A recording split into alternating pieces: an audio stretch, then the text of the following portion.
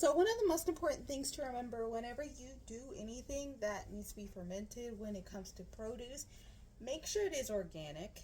And the reason I say that is because fruit and stuff that's not organic, mind you, this is me after washing dishes, stuff that is not organic is often clean-ish. So it will not have the wild yeast that other produce may have in order to create your ferment. And that's actually where I messed up with my first ginger bug, because I sliced it too big and it wasn't organic, so it ended up spoiling and smelling horrible. My other one, as you can tell, has been very successful. So we're gonna cut up this piece of organic ginger into small pieces and try to use, well, I'm not good at measurements. The only thing where I'll exactly measure is the sourdough, because you don't measure.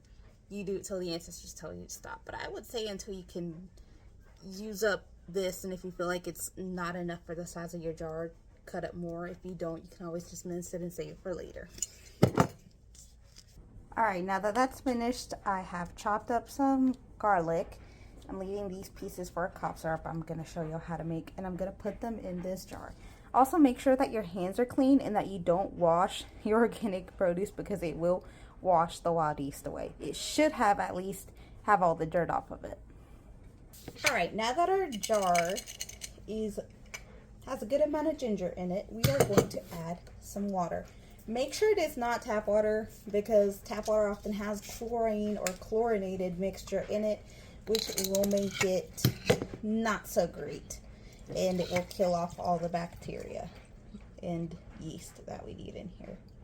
And you're gonna about fill it up. I would leave a little bit of a gap just in case it starts developing gases.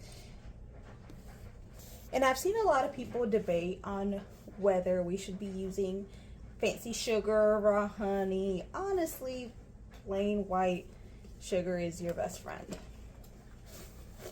So we're gonna put a good amount in there. You don't want to fill it to the brim with sugar, or you're gonna end up making alcohol, but you also don't want to put in so little that it does nothing. And mix that all together. This ginger bug is actually going to be for my mom, because my brother's been complaining about stomach issues, and ginger is good for that. And also, this is a good immune booster. I'm not a doctor though, so don't take my word for it. And I'm going to go ahead and show y'all how that looks now. Every day. Okay, you can start consuming it at 3 days, like 3 full days of you making it.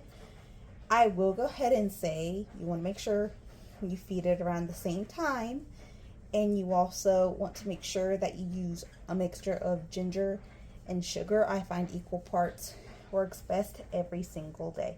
I didn't use mine until after a week.